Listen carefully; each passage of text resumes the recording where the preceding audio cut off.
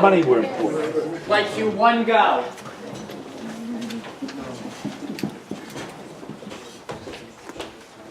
Hello, and welcome to the William Grand George Theater and our production of Working. In case of an emergency, the exits are through the door you came in, through this curtain, down the stairs, and through the double doors. Also, please take this moment to turn off all cell phones, for they interrupt our microphones and they distract the audience around you. Also, there is no recording or photography of any kind. Now sit back and enjoy the show. Thank you. In 1974, a Chicago radio broadcaster, Studs Terkel, published a best-selling compilation of interviews with a cross-section of Americans talking about their jobs. In 2007 to 2008, additional interviews were conducted. Terkel described it as the extraordinary dreams of ordinary people. These are their words. Like you go. Music, go.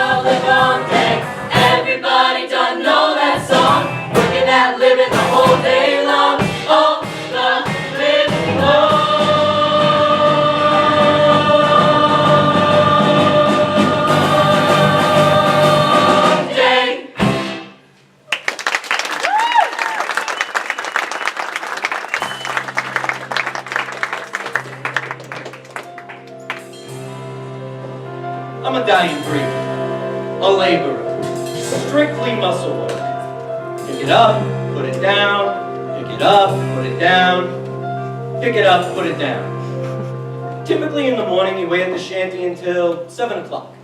You go in at 7 and start walking your way up the ladder, climbing up the steel. Every 2 floors, you plank it off. Then you disconnect the mast and tie it to the boom on top of the choking cable. Then you pick up the other side and do the same thing. I started working structural steel when I was 18 years old. I've worked on towers probably 1,000 feet high. Most people are afraid of heights like that, so automatically every iron worker has an ego. You're doing something somebody else can't do. And you get to wear a tool belt. When you're a kid, 18 years old, you've got the wrenches in like a holster, you're like a cowboy. But I always knew I'd be an iron worker. My older brothers were iron workers, my father was an iron worker, so it was a natural course of events. My father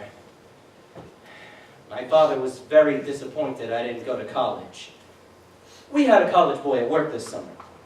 One day, he sees a book in my back pocket, and he was amazed. He says to me, "You read?" That's what can get to you, the non-recognition by other people. To say a man is just a laborer, a woman is just a waitress, it bothers you sometimes. Some mornings, I look across the skyline for a building I worked on. Say, that office building over there. See that building? I helped build it. And I know there's some guy sitting in his corner office behind his $5,000 desk, and he's never going to think about me. But yeah, I think about him sometimes. Amanda, where is my P&L report? It's on your desk. Why is it not in my hands? I'm a project manager. I'm here at work at 7:30 a.m. and leave at 8 p.m. In between meetings, I answer messages and email and try to avoid my boss. You always have a boss. Sometimes you have an okay boss. And sometimes you have a Satan boss. He's not behind me, is he? I wish these walls were like a little higher. I've been in a lot of different cubicles. I've been in high wall cubes, I've been in half height cubes. Listen, the way things are these days, I'm glad to be in any cubicle at all. I have friends who would kill for this job, for any job. I paper the walls of my cubicle with posters. I bring in fresh flowers, brought in my favorite ceramic lamp. This little collection of things on top of my computer, I call them computer gods. I guess I have more decoration than I thought. But, you know, in a cubicle, things like a glow-in-the-dark skeleton can go a long way. Sharing a cubicle is kind of like sharing a bathroom stall. It doesn't matter how tall it is or how wide, you're still in there with someone else. And not the sexy way. I can see the programmer in the cubicle next to me through the reflection of the window. Sometimes I can see her reflection and see what she's doing. Quite often she's emailing jokes to her sister. I also acquired a webcam. I set it up so it points behind me, and I have this window open on the desktop, which is the webcam picture. And if somebody walks behind me, I can see them.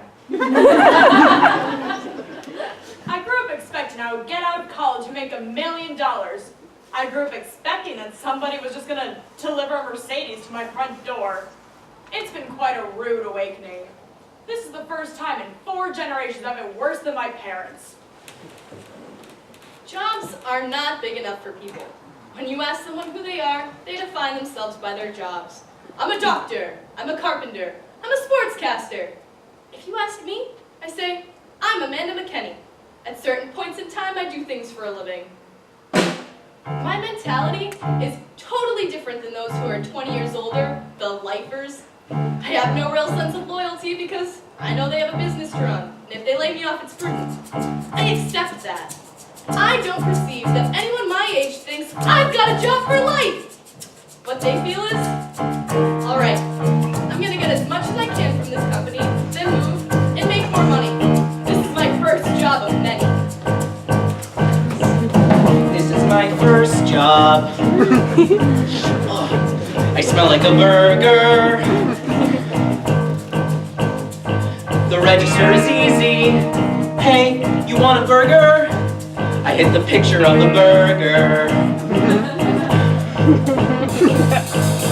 Every day's the same old thing. Hello, chicken nugget, quarter pounder.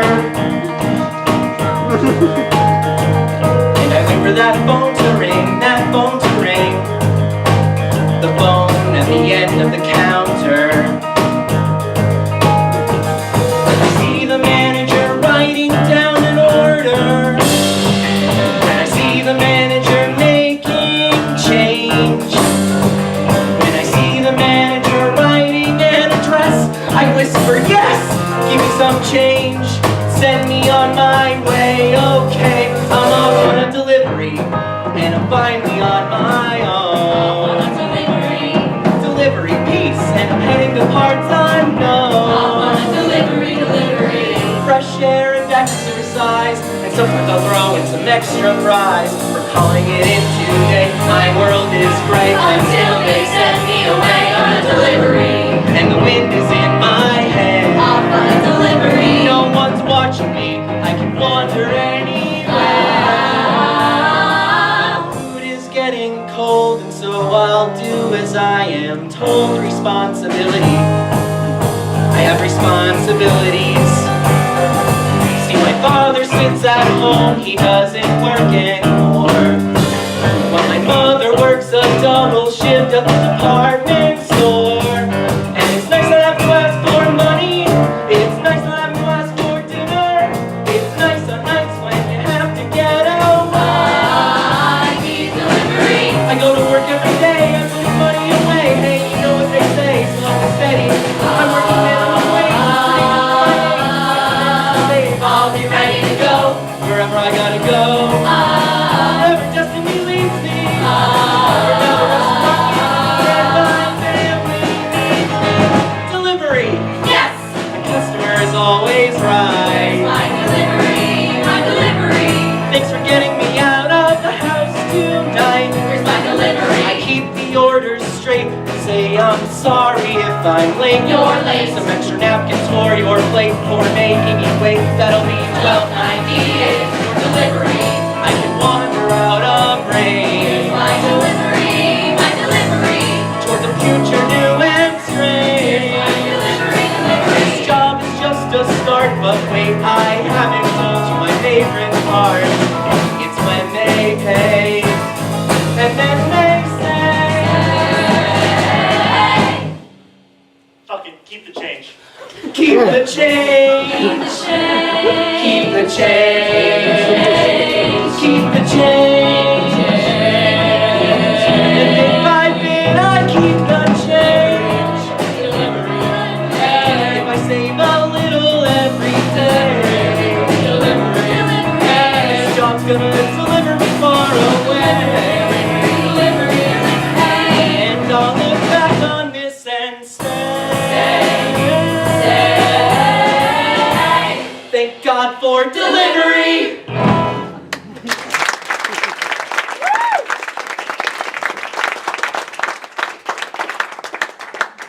I'm a guy who likes to work. Some people enjoy tennis. I enjoy work. I enjoy being a leader. I enjoy being looked up to. I like having the responsibility of a team of people beneath me. In our world of money, money management is still the sexiest job there is. Ask any girl at the East Bank Club. Money is hot. True story. They did a study that found that just looking at a Maserati made girls produce twice as many hormones as normal. Oh yeah? So if someone wants to call me a shallow douchebag, a corporate tool, a freaking robber baron, I take it as a compliment. Abso-fucking-lutely. That's what this country's about, the free market. It's not perfect, but if they would leave it alone, it would sure as hell correct itself better than any regulator can. Yeah, some companies will go away. Some people will lose jobs. And some people will lose money. But that's just basic capitalism. I mean, who developed America? The regulators? The SEC? Or was it the Mellons? The Rockefellers? I mean, tell me what they did bad. Yeah, Rockefeller exploited some workers in the copper fields. Maybe he shot some of them. Fine, not perfect. Who benefited? There's still Standard Oil, isn't there? Mellon's Bank is still around. Listen, how many charities were started by these people? How many museums and theaters and national parks are here for us to enjoy thanks to the robber barons. These were the giants who built our cities, who built our country. Unless you have losers, you cannot have winners. Hold on a second, I gotta take this. Yeah. Okay. Give me 5 minutes. Yeah, okay. Look, I'm gonna have to cut this short. I gotta get back on the phones before the markets close overseas. Everybody works long hours these days. Kid wants to make it, he's gotta be willing to work long hours. And he's gotta know how to outsmart the regulators to make a profit. It's easy. Christ, if you can't outsmart one little government staff, you shouldn't bother showing up to work in the morning. I should be their teacher. You know, that's what I always wanted to do. That's what I like to do when I get tired of all this. Get involved with young people. Pass along my knowledge, my experience, my values. Good morning, Hernando. How are you? Good morning, Selena. I missed you. In your heart, you may have a dislike for a certain child, but you force yourself to say, "Good morning, Manuel. How you doing?" Someone forgot to take his Ritalin this morning. My name is Rose Hoffman. I teach 3rd grade. At 9:15, we start with arithmetic. I have tables fun on the board. Multiplication. You don't say tables, you say tables fun. Everything has to be fun, fun, fun. I tell my kids, Mrs. Hoffman's here, everybody works. Working is a blessing. In the old days, I had 18 to 20 children who stayed in my class from the beginning bell to the very end. Today, I have 37 in my class. The children come in, play with their phones, and leave for computer lab. Art therapy? Oh yes. I have seen great changes since I began teaching in 1967.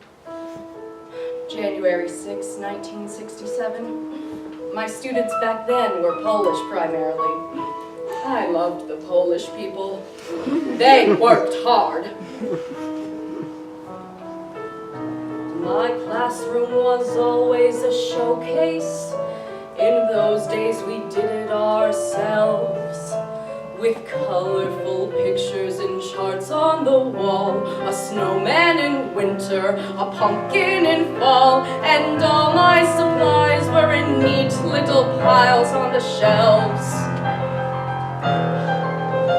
My children were always respectful. When the principal came, they would rise. If I had to leave for a minute or two, they always found something constructive to do, and all of them sat in their places according to size. But kids don't know how to behave anymore. Ask them to rise and they'll ask you, "Para qué?" They confiscate weapons and drugs at the door. No spitballs and comic books now. They want me to teach in a classroom like that, but nobody tells me how. Back then, we actually taught English. Not English as a second language. I'm shocked English is the second language. When my parents came over, they didn't learn Jewish as a first language at the taxpayers' expense. We didn't have problems with focus, with discipline. Of course, back then we had the paddle. Oh yes, I'm a big believer in corporal punishment. It builds respect and trust. I made a big thing about spelling, but they learned by the time I got through. They copied the words till they knew them by heart.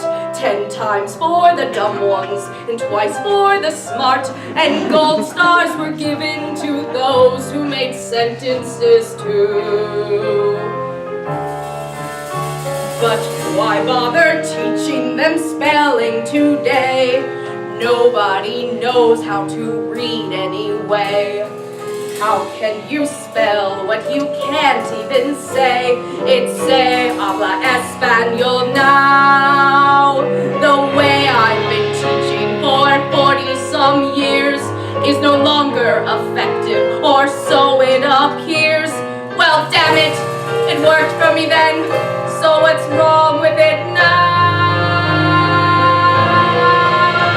They say I'm supposed to keep up with the times, but nobody ever tells me how.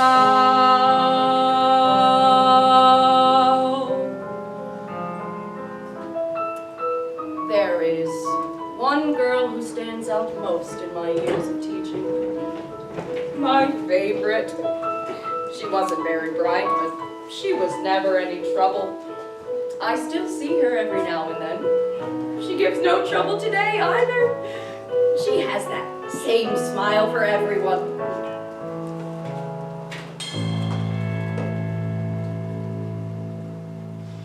In the first 2 months I started flying, I had already been to New York, London, and Paris, which is pretty huge when you're from Kankakee, Illinois. But once you start working for the airlines, it's not nearly as glamorous as you thought it was going to be. Sometimes people just get nasty. I mean, they're harassed by security, and then they get delivered to us. And your shining personality only goes so far. We get scared sometimes too. There's never yet been a time where I've been too scared to get onto the plane, but there have been times at takeoffs when there's something a little funny. This one time, I was working first class, and we had a load full of passengers, and the captain says to me that we're going to have to make an emergency landing in Chicago because we lost a pin out of the nose gear. When we land, the nose gear is going to collapse.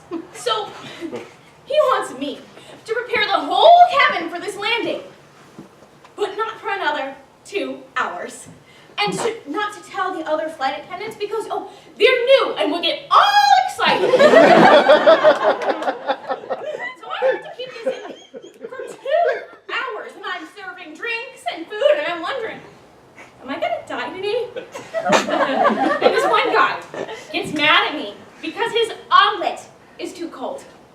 I was gonna say, well, just you wait, buddy. You're not gonna have to worry about that fucking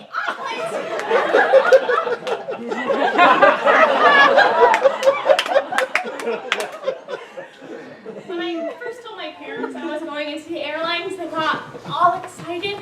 My mother especially thought it was amazing that I could have the nerve, the ambition to go out into the city and do something on my own. Really? I just wanted to get out of Kankakee. If you want a thrill, there's no comparison. Not even to a jet plane. To climbing on a steel truck and going out there on the Dan Ryan Expressway. The minute you climb into that truck, you forget about the wife and kids you just kissed goodbye. The adrenaline starts pumping. Breaker number 9, big buddy, put your ears on for me now. Big trucker gotta have a big line. So come on, brother trucker, you gotta come back, mother. Keep seeing double as I close one eye. I got to roll, brother trucker. Turn up for shame, but the shape of it. Roll, brother trucker. Back on my wheels again. Roll, brother trucker. Outward bound from South Bend. Roll, brother trucker. Back on my wheels again. Running out of lights. Goddamn dim those headlights. 4 hours of sleep in the last 2 nights. But I'm gonna be alright. I got to roll, brother trucker. You say where and I say where. Roll, brother trucker. Back on my wheels again. I got to roll, brother trucker. And get on up and do it. Roll, brother trucker. Back on my wheels again.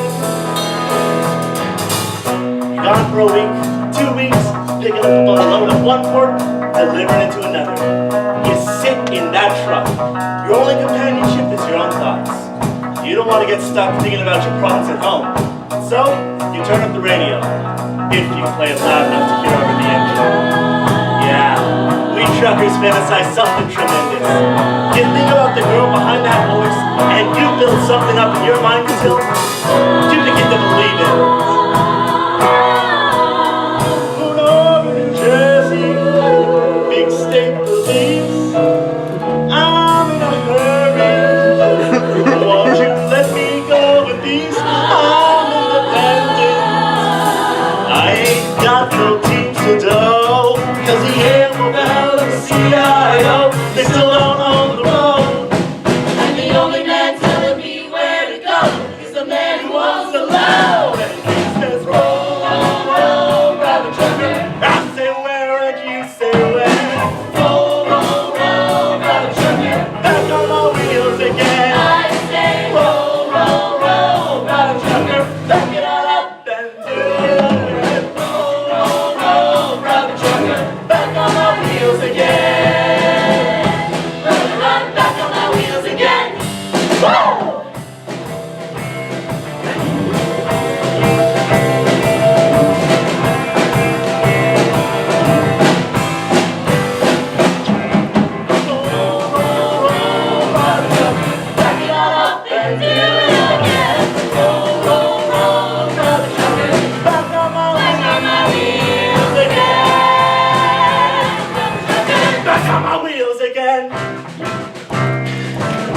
Coming over your wife would be sort of a letdown. She has to raise the kids. She has to fight off the bill collectors. She can't even count on her husband to be at a graduation or communion. And when you do get home, you're so tired, you'd rather be sleeping than getting ready to go out on a Saturday night. I make 2 round trips to Evansville, house within 4 blocks of my house, and never go home. Easier to just keep on going. So you call the wife and tell her you won't be back. Hey, honey. Hello? Fucking phone company. Verizon Tech Support, this is Johnny. How may I help you? Yeah, this number isn't working and I've got like 5 bars. I'm sorry you're having trouble, sir. May I have the number you were calling? Yeah, it's 219 765 5910. I'm sorry, sir. All circuits in your area are busy. What? Jesus, I can't understand a word you said. What's wrong with you people? I'm sorry, sir. Why don't you try waiting 5 minutes and then placing your call again? You think they'd be grateful to get a live person instead of a computer? Sometimes you really want to talk to them if they sound upset. For me, it is a temptation to say, gee, what is the matter? You can't say any more than, I'm sorry you're having trouble. You get caught talking to a customer, that's 1 mark against you. 3 marks in your... One woman said to me, operator, I'm lonesome, will you talk to me? And I said, gee, I'm sorry, but I just can't. But you can't. I'm a communications person and I can't communicate. So I always thought of a receptionist as the loser at the front desk taking phone messages. Now I'm one. So of course I had to change my opinion. She had to be special, right? 'Cause I'm so special. I was fine until we had this office party. I'd be having a fairly intelligent conversation with someone when they asked me what I did. When I'd say I'm a receptionist, they'd make an excuse and walk away. So now I make up other names for what I do. Communications control. Entry management? I'm tired at the end of the day. Tired of talking. My mouth gets There was tired a because you're 10-minute talking break, just constantly quiet. 6 hours You straight can't without a 10-minute break. What I do all You day gotta is think say what I about it. have to say as quickly Everybody's as in a possible. hurry to talk to Switch the somebody call else, but whoever not it's to talk going to you.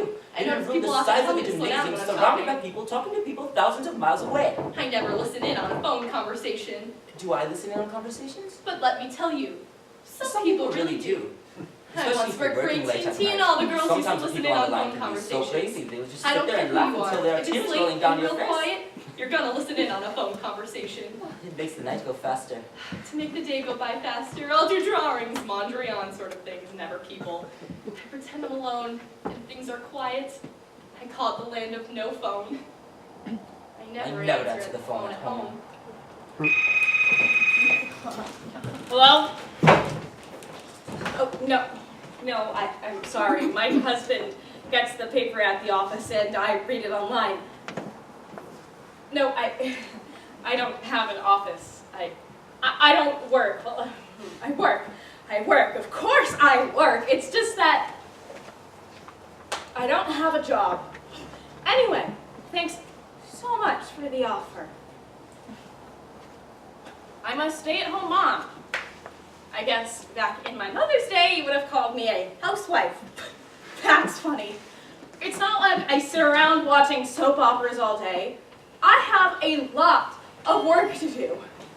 You just want something more exciting to talk about at a dinner party, you know? Something that matters. What I do only matters to 3 people. All I am is just a housewife, nothing special, nothing great. What I do is kind of boring. If you'd rather, it can wait. All I am is someone's mother. All I am is someone's wife. All of which seems unimportant. What it is just my life.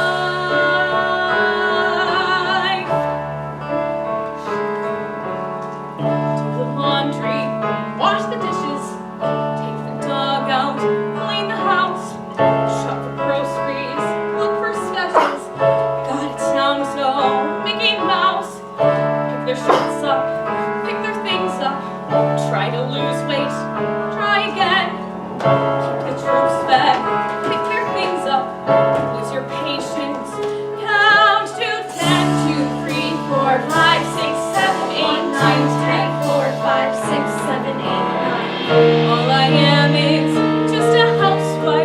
just a housewife, nothing great. What I do is out of fashion, what I feel is out of date. All I am is someone's mother, right away I'm not too bright. What I do is unfulfilling, so the TV talk shows tell me every night. I don't mean to complain at all, but they make you feel like you're 2 feet tall when you're just a wife, just a housewife. All they see are the pots and pans and the Pepsi cans of a person's life. You're a whiz if you go to work, but you're just a jerk if you say you won't. Just a house. People say that they think it's fine if the choice is mine, but you know they don't. What I choose to do may be dumb to you, but it's not to me. Is it dumb that they need me there? Is it dumb to care? 'Cause I do, you see. And I mean, did you ever think, really stop and think what a job it was? Doing all the things that a housewife does.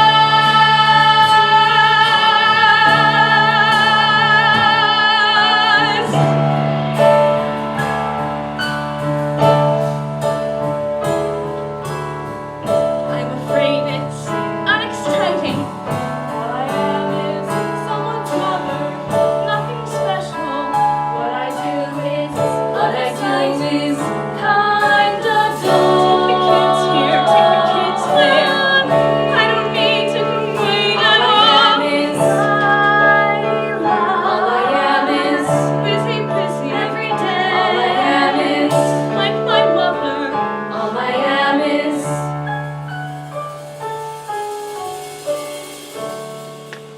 just a housewife.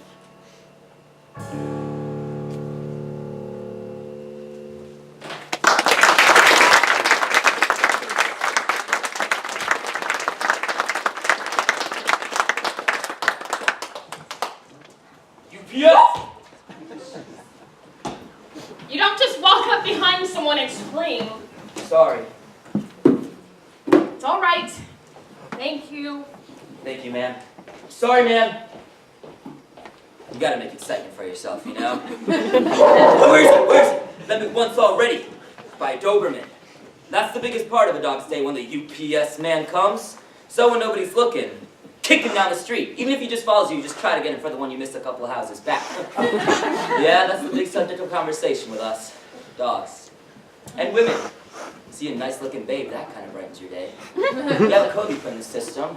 You put a Q. It stands for QT. See a nice little honey laying out there in her backyard in a two-piece bathing suit. She'll be laying there on her stomach with her top strap on, and if you scare her good enough, she'll jump up. Gives you something to do. That's excitement to today.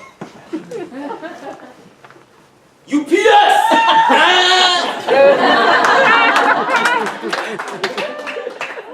I never wanted to become a housewife like my mother and sisters. Somehow I knew I wanted more out of life. I was 15, sitting in this coffee shop when a friend came by and said, "Yo, hurry up. I got a cab waiting. You can make $500 in 20 minutes." So we went up to this penthouse, and the guy up there was quite well known. He wanted to watch two women do it, and then he wanted to have sex with me. I mean, it was barely sex. It was almost finished by the time we started. It was a tremendous kick. There I was, doing nothing, feeling nothing. And in 20 minutes, I was going to walk out of there with $500 in my pocket. Just out of curiosity, how many people do you know make $500 in 20 minutes? And I was still in high school then. I think of myself as an upper-class working girl. The press calls me a socialite, which is just another name for a well-dressed fundraiser. To me, fundraising is like candy. You get to talk with fascinating people and promote causes you love. What could be more delicious than that? Oh, I began in the 80s. I gave a party in Washington, D.C. for Nicaraguan refugee children. It wasn't for the Contras, although I'm sure that would have been fun too. But fundraising is work. It's hard to separate people from their money.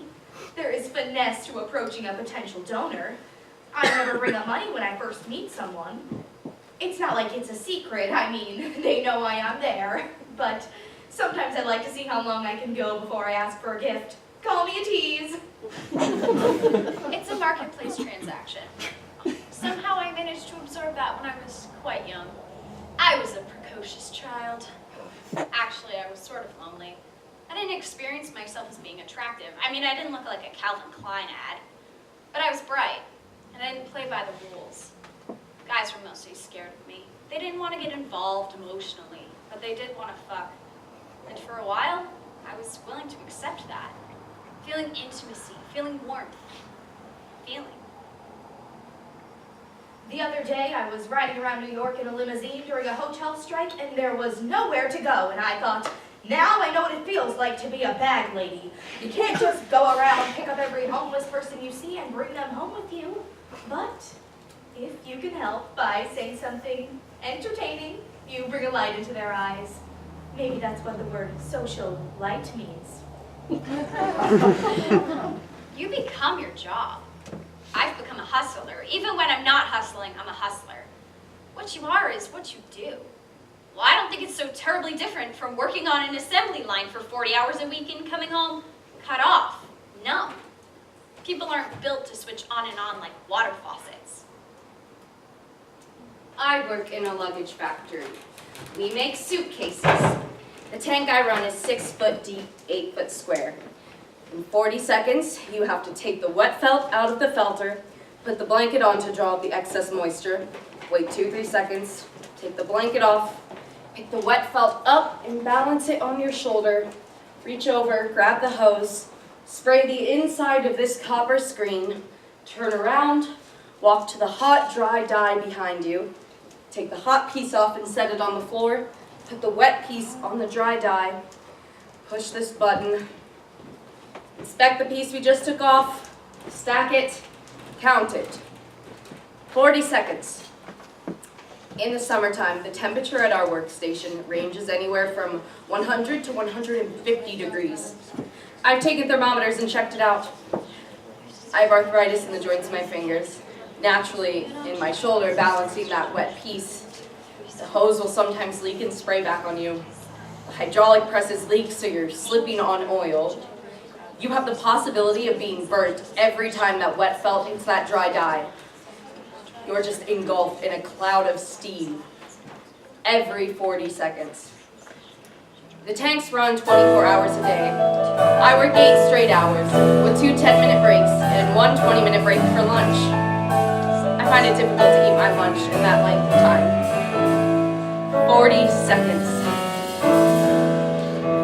Granddad was a sailor and he blew in off the water. My father was a farmer and I his only daughter. I took up with a no-good mill-working man from Massachusetts who died from too much whiskey and leaves me these 3 faces to feed.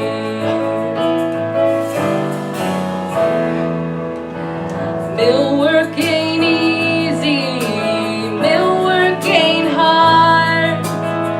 Mill work most often is a goddamn awful boring job, and I'm waiting for a daydream to take me through the morning, to put me in my coffee break where I can have my sandwich and remember.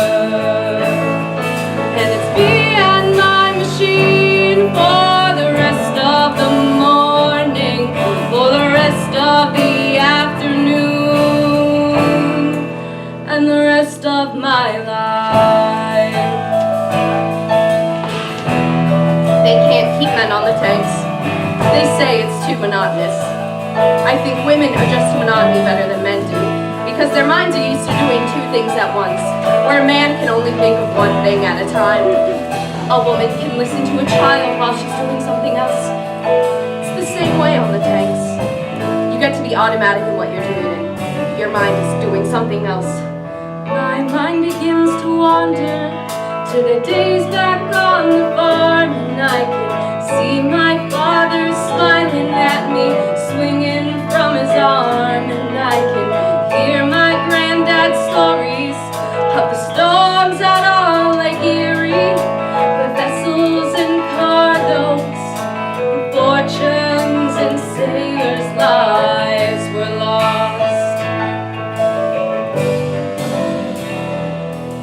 It's my life has been wasted, and I have been a fool to let this manufacturer use my body for a tool. I get to ride home in the evenings, staring at my hands, swearing by my sorrow that a young girl ought to stand a better chance.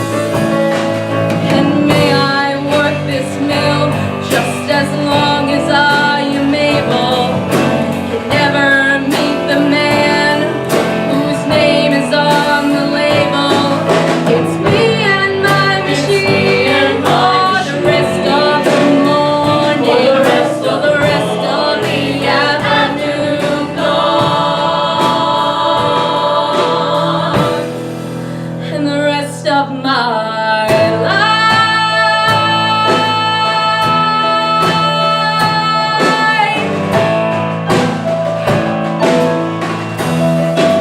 You wish you didn't have to work in the factory. But when it's all you know how to do, that's what you do.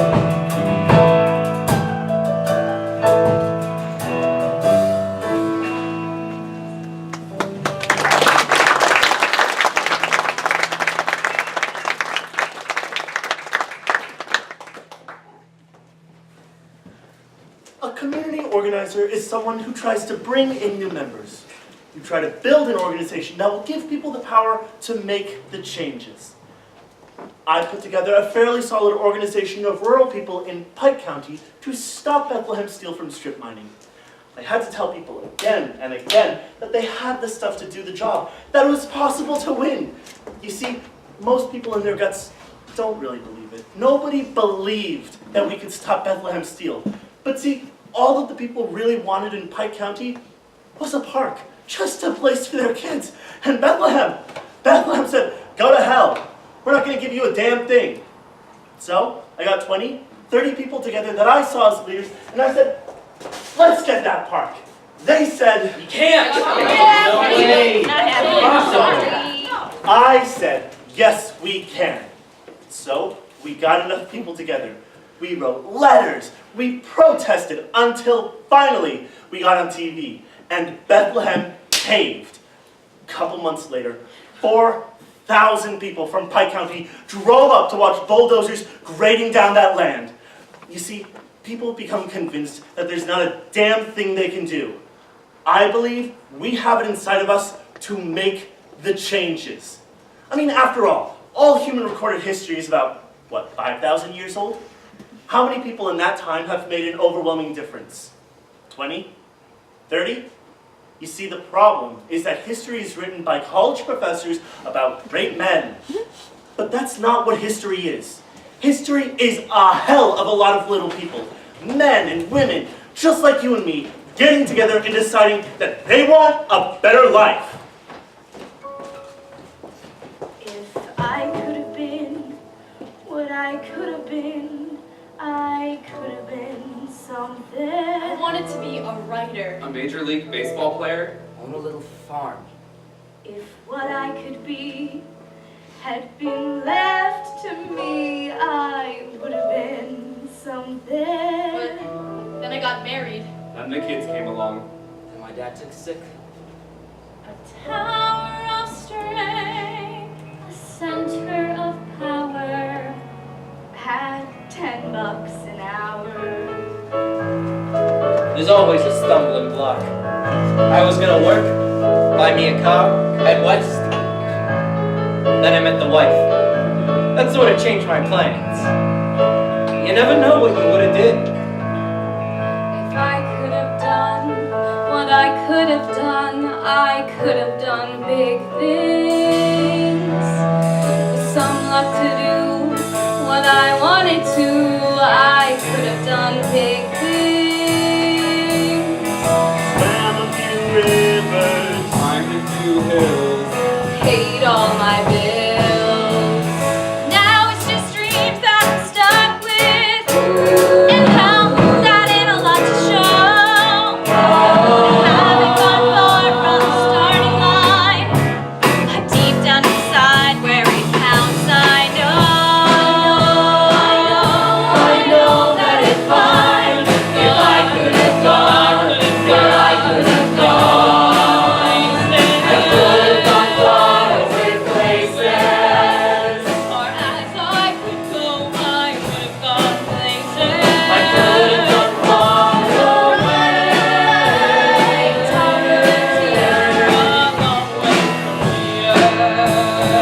Way back then I had a vision. Way back a whole lot of scamming looking nuts. Oh, way back I never took no for an answer. It was tougher to find all those ifs, ands, or buts. All those ifs, ands, or buts. I know that if I could have been what I could have been, what I could have been someday. I could have been something special. My destiny had been left to me. I would have been someday. I could have been something. And just let me go where I was raring to go, when I was raring to go back then. God only knows. God only knows what I could have been. I could have been something. What I could have I could have been been. someone. What I could have been. I could have been A long way from here. I could have been someone. What I could have been. What I could have been. I could have been Someone.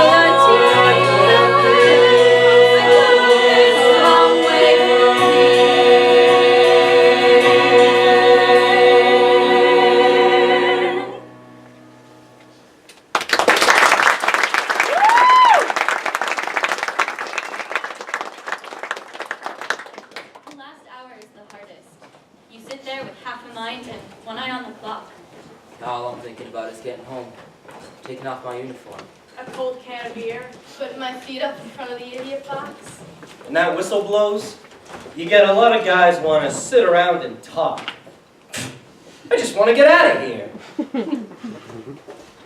It's a pretty good day, Lanestone. You're interested in what you're doing, and you usually fight the clock the other way. You're not thinking of quitting. You're wondering if you haven't got enough done and it's almost quitting time. There's not a house in this country that I haven't built that I don't look at every time I go past. And if there is one stone crooked, I still notice it. The people what lives there might not notice it, but I notice it. Stone's my business. Stone's my life.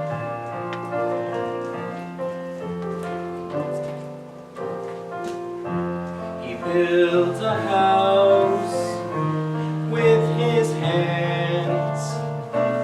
30 years go by, it stands. It stands where nothing stood. A house of stone. The mason sleeps real good. He does his work. His workday flies. Quitting time's a big surprise. And then it's one more stone to get just right. It's always one more stone before the night. Every house he builds, every stone he lays, it's not just making money and counting off the days. I daydream all the time about stone. Someday, I'm gonna build me a little stone cabin down by the Green River. I'm gonna build stone cabinets in the kitchen. Everything's stone. A stone front door?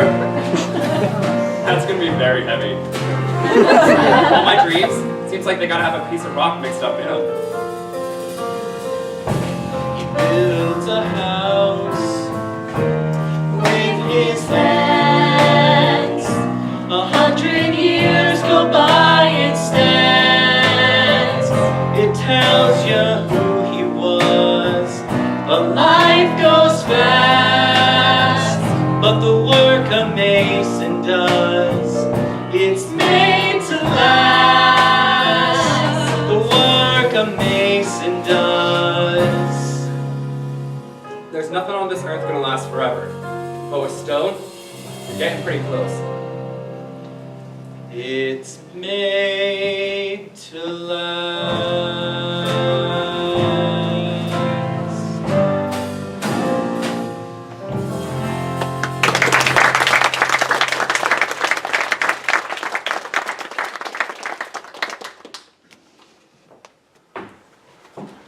I can't relax. Because when you ask a guy who's 58 years old, what does a press agent do? You force me to look back and see what a pakakta life I've had. My hopes, my aspirations, what I did with them, what being a press agent does to you. What have I wound up with? Rooms full of clippings and the case of colitis. But what I think has been my main problem, the inability to say no. The fear that you're going to miss something. The insistence on being a part of everything. One psychiatrist said to me, a man with one ass can't ride two horses. Being a publicity man is a confession of weakness. It is for people who don't have the guts to get attention for themselves. You spend your whole life telling the world how great somebody else is. In this work, you don't build anything. If I had a little mom and pop candy store, I might have built it into a bigger store and sold it for $1 million. Who do I sell my clippings to, huh? Good evening, my lords. What's exciting at the bar that I can offer? You know, it would be really boring if I had to say, would you like a cocktail over and over again? So I come out different for my own enjoyment. Sometimes I'll say, what's exciting at the bar that I can offer, my lord? Or something like that. Maybe with cocktails I give him a little philosophy. Maybe with coffee I give him a little political science. I have an opinion on every single subject there is. My bosses don't like it, so I have to speak sotto voce. But if I get heated, I don't give a damn! I speak like an Italian speaks. I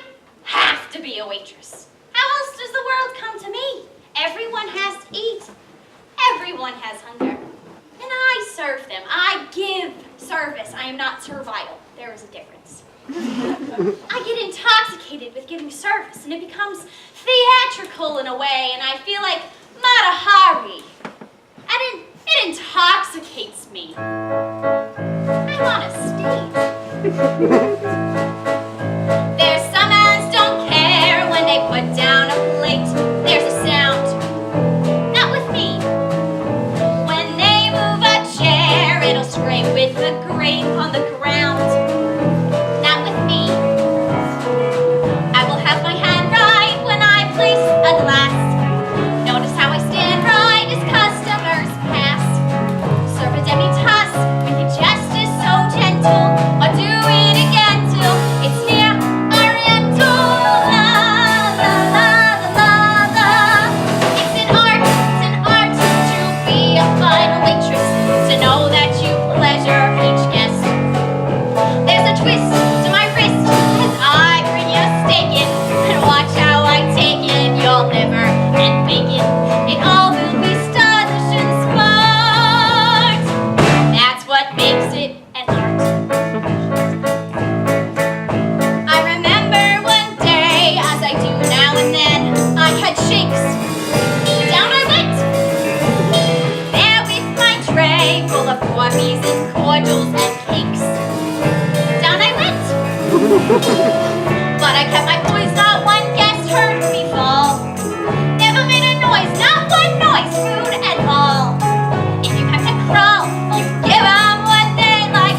Carry a tray like it's almost believe like la la la la la la la la la la la. It's an art to be a fine waitress. Each evening I treasure that test.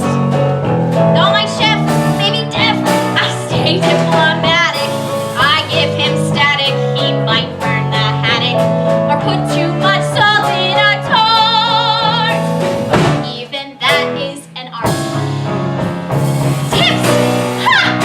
Tips are important for people like captains and barmen. For them, it's a tipsy for me. I'm a gypsy, just tossing me a coin, and I suddenly feel like I'm karma.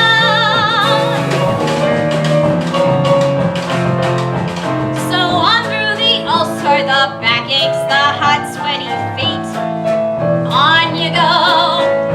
Through is your knife, dull sir, and madam wants what with her meat?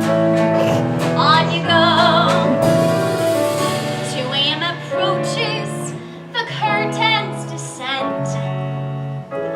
There among the roaches, my axe at an end. Every night I tend to find myself crying. There's no work so trying or so satisfying. You know, I tell everyone I'm a waitress and I'm proud. When people say to me, hey, you're terrific, how come you're just a waitress? You know what I say? I say, why? Don't you think you deserve to be served by me? It's an art to be a great waitress. Go without leisure or rest. So I zoom through the room with a flair. No one else has an air. No one else has, I swear. No one else has my lilt. When I say a la carte, you can see it gives me a glow. Every time I prove I'm a pro. Maybe I'm not quite Michelangelo, but I'm not just a waitress. I'm a one-woman show.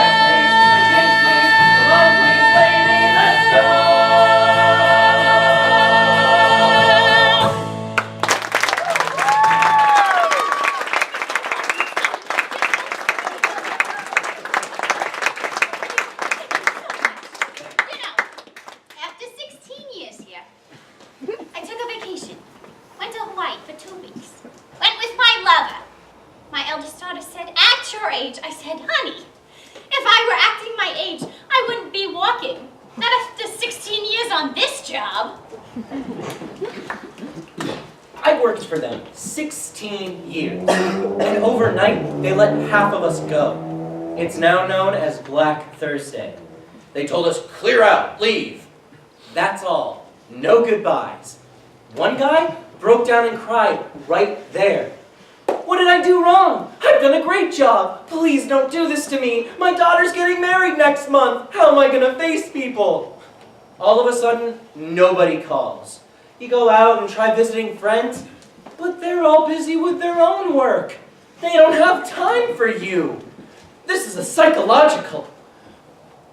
I don't want to get into it. It was a year ago November, and I'm still looking. But you just gotta fight your own way, which I've done my whole life. Don't get me wrong. In this economy, I'm lucky to have any work at all. But after so many years, I just wish I knew how it felt not to have to go into work.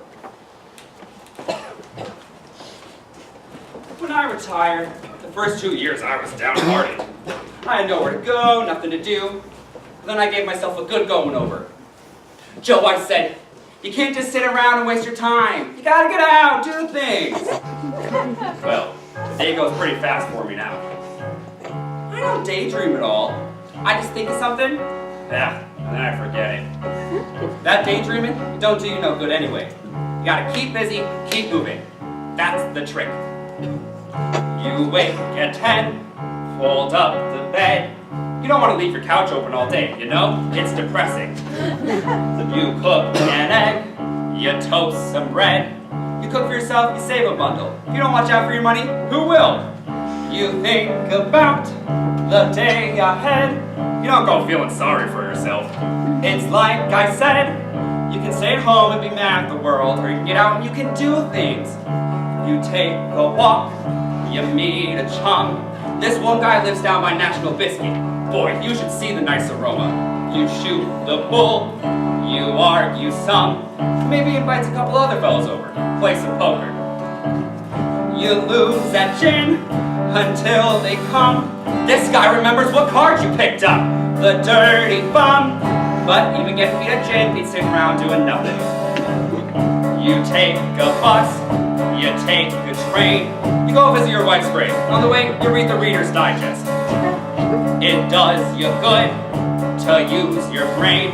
Or maybe you go visit your cousin. On the way, you get a six-pack. You take a stroll down memory lane. When we were younger, we were always together. And raising Cain. We go back a long ways, me and him. All the times we had. I remember once, back in '62, we were at this fair with these girls we knew on this crazy ride where you screamed or you prayed. The Big Dipper, they called it. We could hardly walk as we left the car, so we staggered down for a candy bar where we sat and laughed at the penny arcade.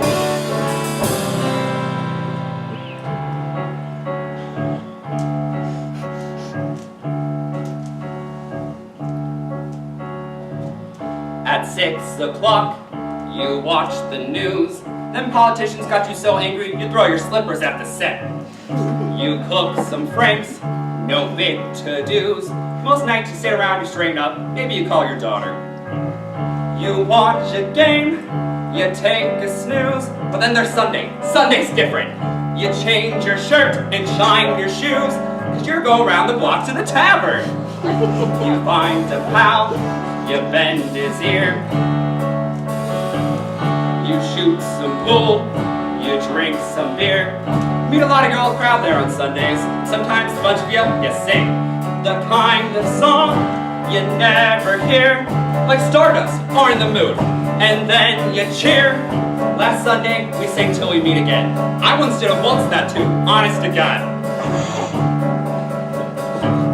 I was at a dance, I was 17, and the girl was like from a magazine, and the lights were low, and I really mean low. I think a couple of my fellows had something to do with that. And I kissed her cheek as we waltzed away. I remember that like it's yesterday. Boy, was she surprised. I could hear her say, Joe! They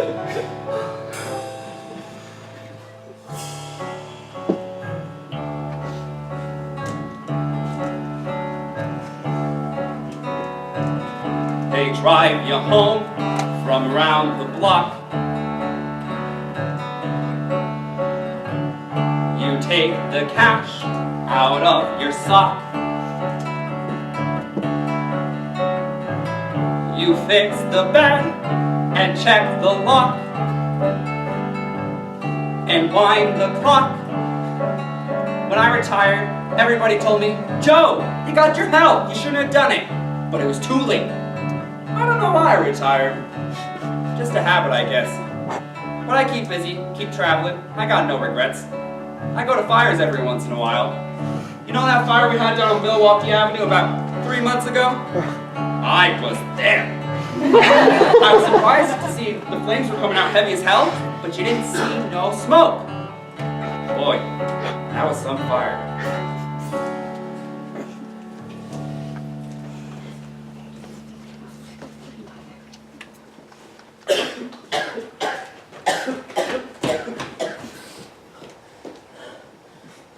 You go in there, and it's dark.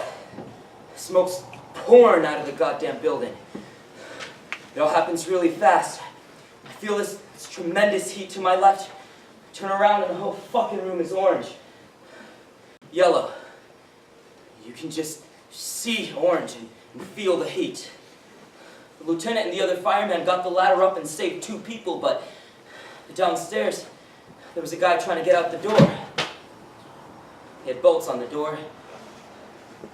He was burnt dead. Know what the lead man said? You lost a guy. Shit, we lost a guy. You just saved 2 people. How could you know guys sleeping on the pool table? Yeah, but we lost a guy. I always wanted to be a fireman. Lots of guys want to be firemen. It's like kids. Everybody's still a kid inside. Guys 40 years old still feel like kids inside, except they're starting to lose their hair and don't screw so much. I used to be a cop. You know why I switched to fireman? I would feel hate coming into me sometimes. I remember one time I went to the roof of this project and there was this big black guy about 6'7" standing at the top of the stairs. He had his back to me. I said, "Hey fella, turn around." He said, "Yeah, wait a minute." His elbows were moving around his belt. I said, "Turn around a minute." It dawned on me that he had a gun caught in his belt and was trying to take it out. So I reached for my gun and I said, "You fucker, I'm gonna shoot." And he threw his hands up against the wall and he had his dick out. He was trying to zip up his fly, and here's this girl in the corner, which I couldn't see. So here's this guy getting a hand job, and most guys probably would have killed him. And I said, "Holy shit, I could have killed you." So he just starts shaking, and the gun in my hand is shaking like a bastard, and I said, just get the hell out of here. So I took the fire department test in '98, got called in '99. You know, the fucking world's so fucked up. The country's fucked up. But the firemen, you actually see them produce. You see them put out fires. You see them come out of buildings with babies in their hands. You see them give mouth to mouth when a guy's dying. You can't get around that shit. That's real. I worked in a bank once. You know, it's just papers you're looking at, numbers. It's not real. But I can look back and say, I helped put out a fire. I helped save somebody. Someone could be born. Someone could grow old because of me. It shows something that I did on this earth.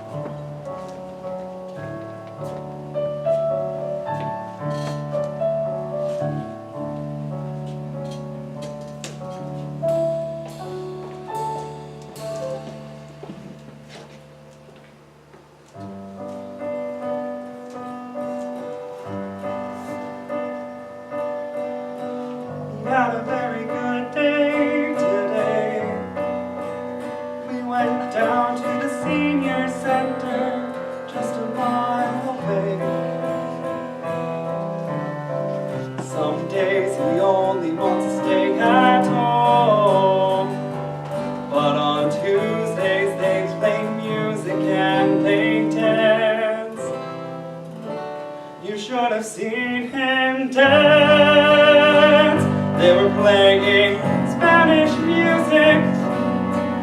He's a ham, he likes to make the nurses smile. Some days he can't remember who I am, but today he was lucid for a little while. Through it all, I check his pulse, I change his clothes. Where are his children? Heaven knows. It doesn't pay much, but I get through, because I do the work that no one wants to do. She had a very good day today. We went to a nearby park where she likes to play. She's only 5, but she can do it all. And today we took her scooter for a ride. You should have seen her glide, and I was terrified. I spent the afternoon just running by her side. The sun came down and then I brought her home. Parents worked late. I took her in each night, and I sing Mahal Kita, Mahal Mahal Kita, Mahal na Mahal Kita, till she's asleep. She says I love you, and I love her too, while I do the work her mother doesn't do. I have a family of my own. I have a daughter back at home. I send whatever I can With no one spend. singing her to sleep. Sometimes I close my eyes and imagine I am there.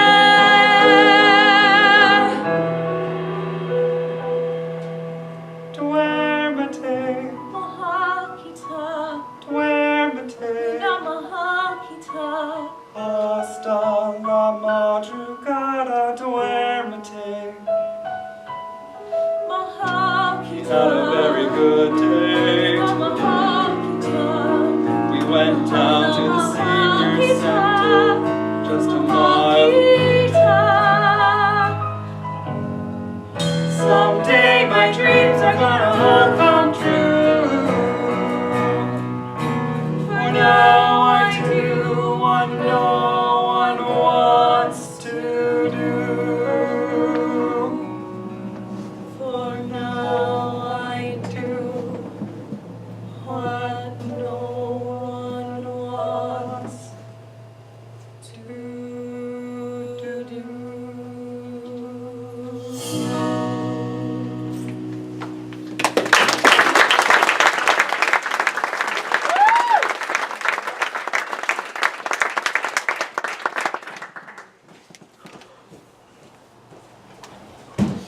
You know what I always wanted to do?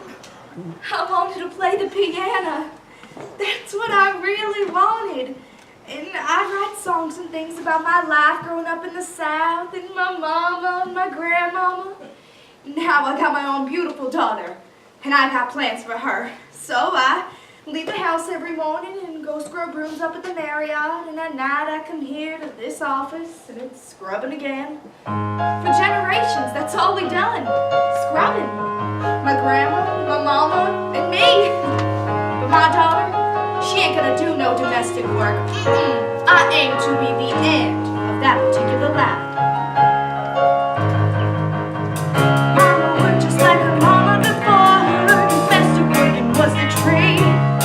There was laundress, cook, and living help. Thursday girl, babysitter, and a hotel maid. They were 6 days a week, all day long, and never could get out of bed.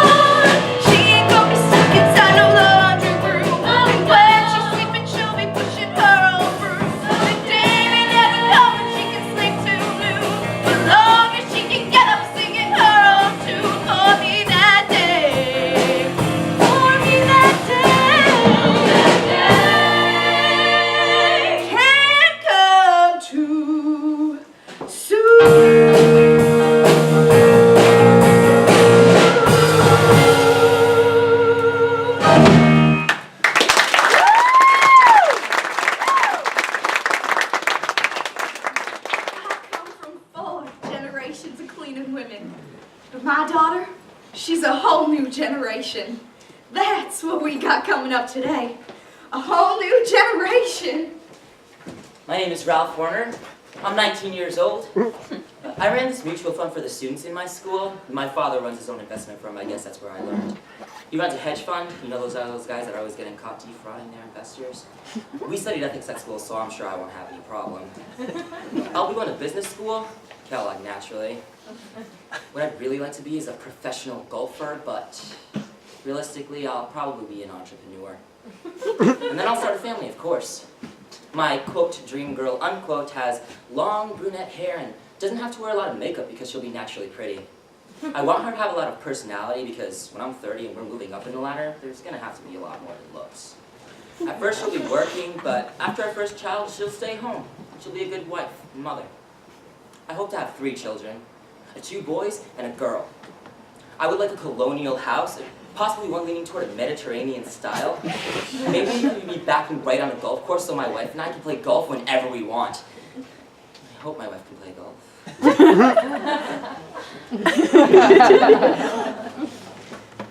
My name is Charlie, and I'll be 20 in 3 weeks.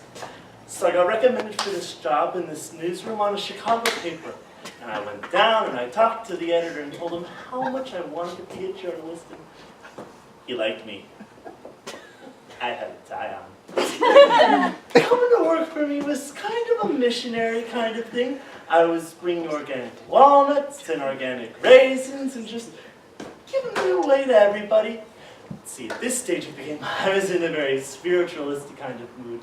I was enjoying my job because most of the time I was just answering phones and people would call up and complain or have a problem and I would say, this is a capitalist newspaper, and as long as it's a capitalist newspaper, it's not going to serve you because its purpose is to make money for its owner. And then I would tell them to call up the editor or come down and take over the paper.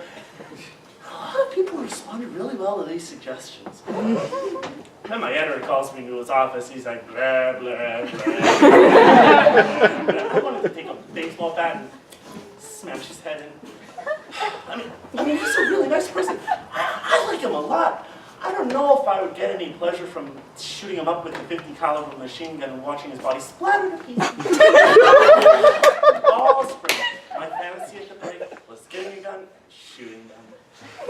Or getting a gun and walking into the editor's office and saying, okay, how do you face your death? I had been thinking for months, what will I do when I get fired? Because I had to do something to show them, hey, I'm better than you motherfuckers. I'm getting fired. Because I'm different. I had to think fast. So I said, I hope that you can live with the conditions that you're creating. And then I turned and I walked out and I started to cry. And the editor, he hurries after me. And he's like, wait a minute. I'm not creating these conditions. You are. And I said, no, I'm not the one with the power. You're the one with the power.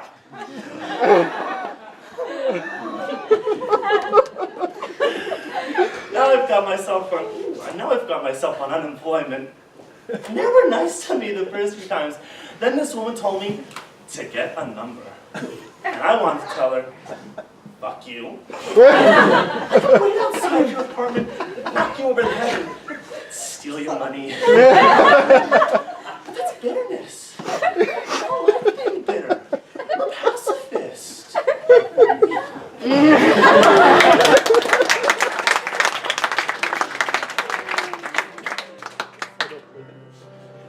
This may sound square, but my kid is my input. You know what I mean? This is why I work. Every time I see a smart young guy walking by dressed real sharp, I'm looking at my kid. You know what I want? I want my kid to tell me he's not gonna be like me. I want him to look at me and say, Dad, you're a nice guy, but you're a fucking dummy. Hell yes. If you can't improve yourself, you improve your posterity. Otherwise, life didn't worth nothing. You might as well go back to the cave and stay there. I'm sure that the first caveman who went up over the hill to see what was on the other side, I don't think he went there wholly out of curiosity. He went there because he wanted to get his son out of the cave.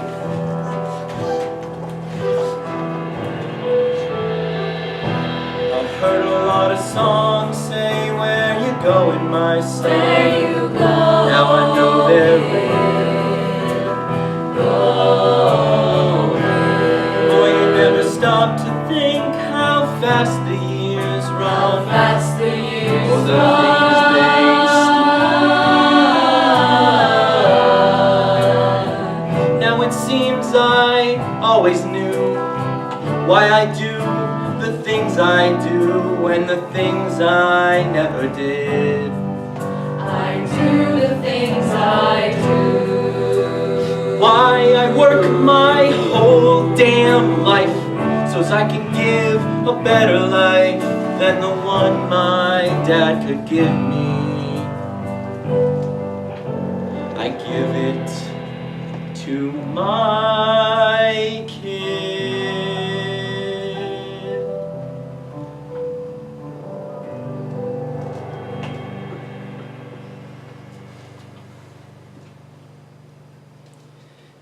You think about a piece of work, even, let's say, Michelangelo's Sistine Chapel, a beautiful work of art.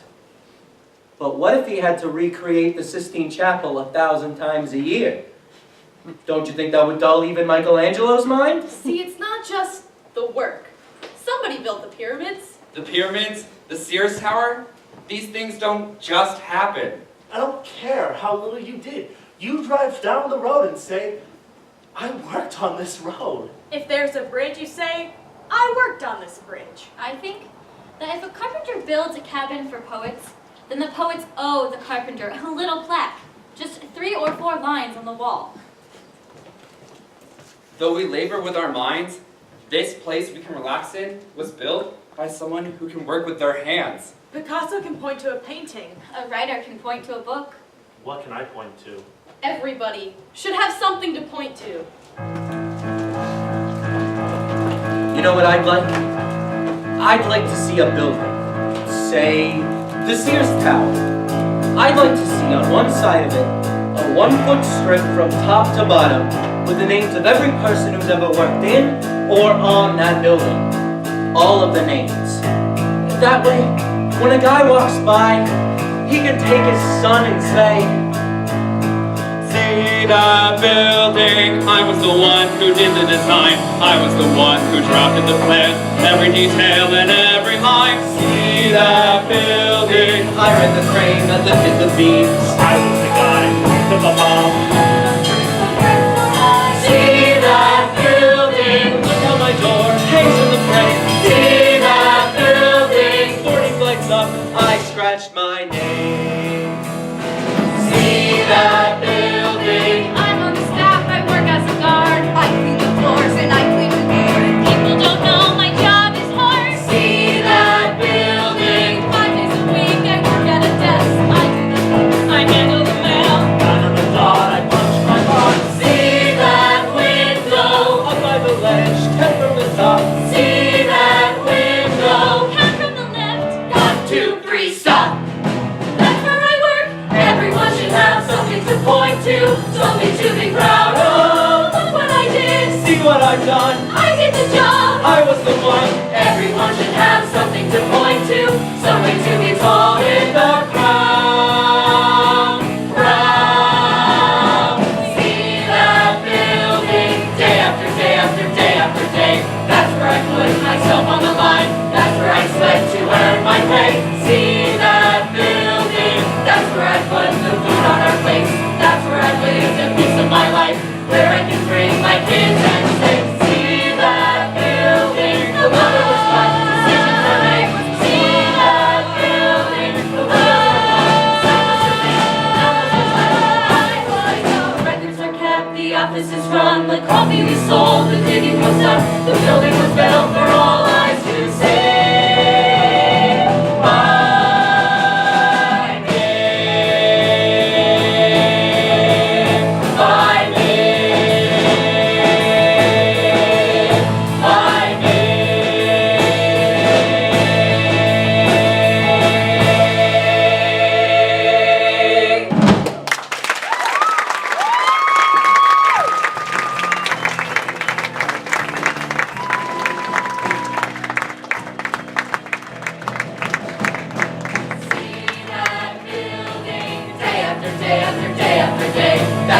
put myself on the line. That's where I sweat to earn my pay.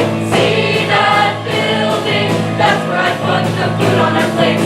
That's where I lived a piece of my life, where I can bring my kids and say, see that building? The lumber is cut, sleepers are in. See that building? The windows are washed, the stylus are hanged. Now let's retire. The records are kept, the office is run, the coffee is sold, the digging was done, the building was built for all eyes to see.